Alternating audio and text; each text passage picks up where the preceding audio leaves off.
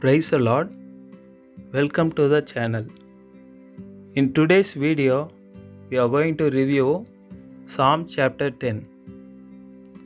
So this psalm, as I said earlier, it is a co-link or a continuation of the previous chapter 9, and it is an acrostic psalm which is having a linkage of Hebrew alphabets. So what does this psalm states? We'll see an intro to it. In contrast to the prayer at the end of the preceding psalm, that is previous chapter, David now points to the present condition in the world where God seems to have permitted the wicked to triumph over the righteous. In first 11 verses of this chapter, he then appeals to the Lord to act to set the matter right, confident that the King of the world will do so. In the remaining verses, that is 12 to 18 verses, the prevailing theme seems to be the oppression and persecution of the wicked. We will, therefore, for our own guidance and convenience, we can entitle it as The Cry of the Oppressed. The first verse, in an exclamation of surprise, explains the intent of the psalm, that is, to invoke the interposition of God for the deliverance of his poor and persecuted people. From verse 2 to 11, the character of the oppressor is described in powerful language. In verse 12, the cry of the first verse bursts forth again, but with a clearer utterance. In the next place, that is verses 13 to 15, God's eye is clearly beheld as regarding all the cruel deeds of the wicked.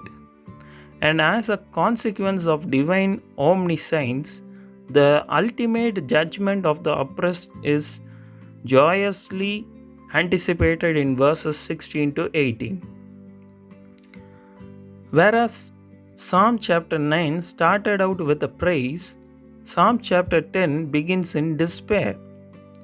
In Psalm chapter 9, the psalmist was confident of the sure coming of divine justice.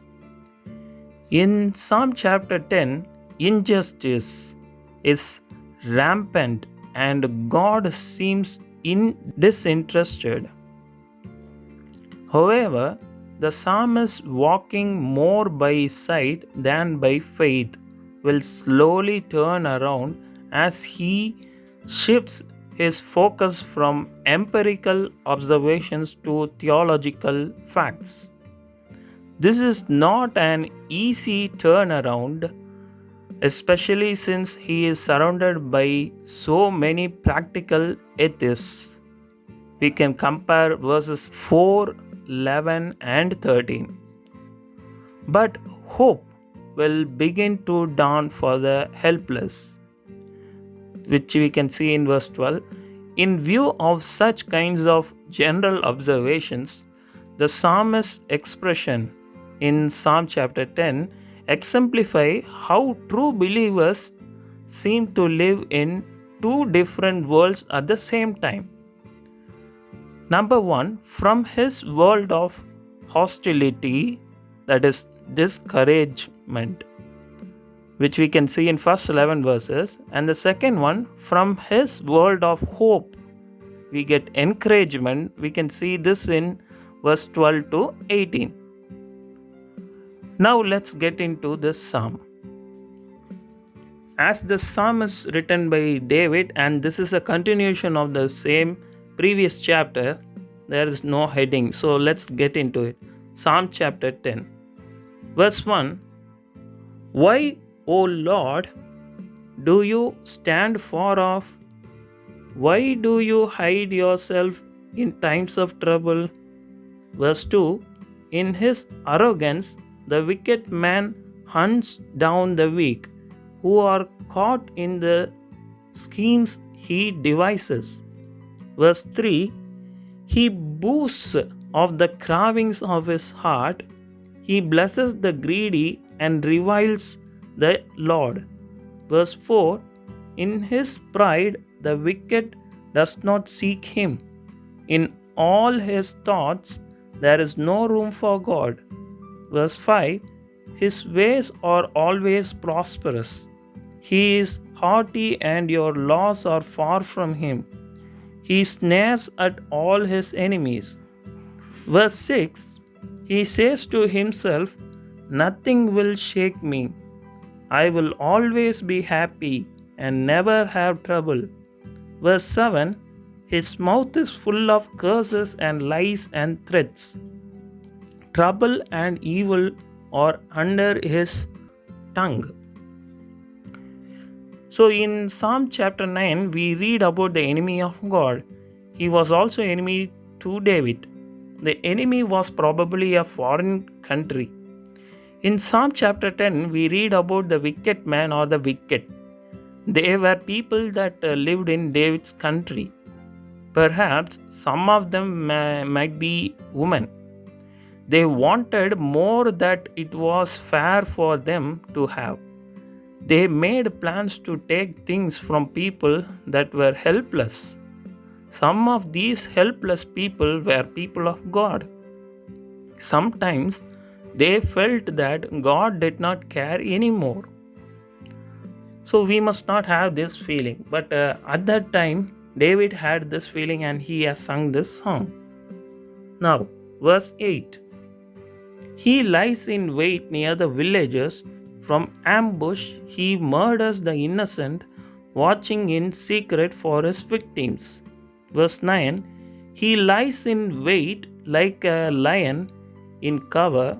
He lies in wait to catch the helpless. He catches the helpless and drags them off in his net. Verse 10. His victims are crushed. They collapse. They fall under his strength. Verse 11. He says to himself, God has forgotten. He covers his face and never sees.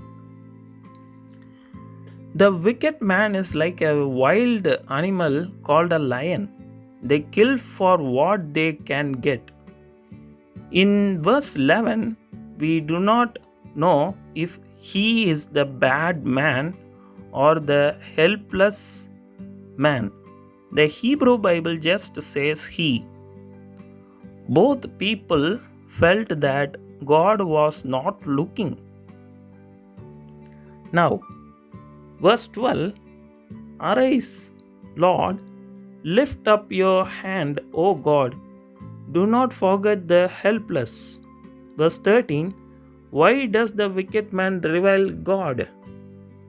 Why does he say to himself, he won't call me to account?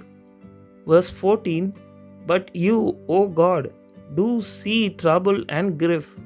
You consider it to take it in hand. The victim commits himself to you. You are the helper of the fatherless. Verse 15. Break the arm of the wicked and evil man. Call him to account for his wickedness, that would not be found out.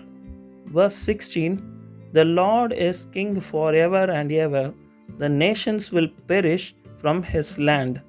Verse 17. You hear, O Lord, the desire of the afflicted. You encourage them and you listen to their cry. And lastly, verse 18. Defending the fatherless and the oppressed, in order that man who is of the earth may terrify no more. So David prays that God will do something. In verses 16 to 18, David tells his people that God will do something. God will frighten the wicked away.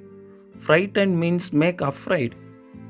David knew that after fighting foreign countries, which we can see in previous chapter, there was unrest in his own kingdom. Unrest means people in the same country fighting each other. King David tried to stop it, but he knew that only God would really stop it.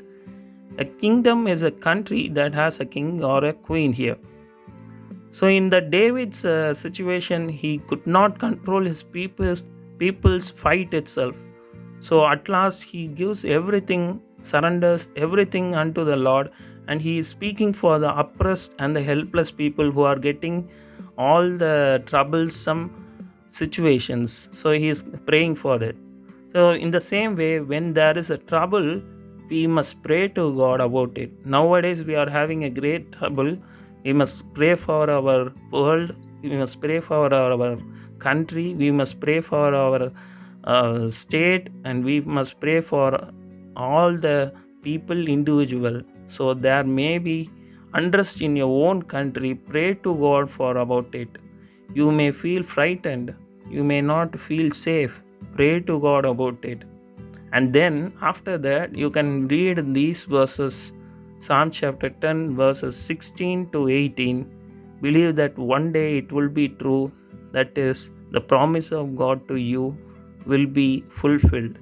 So we just have hope on our God. We just get encouraged by these verses, and hope so you too got some hopeful encouragement from this review, Psalm chapter 10 review.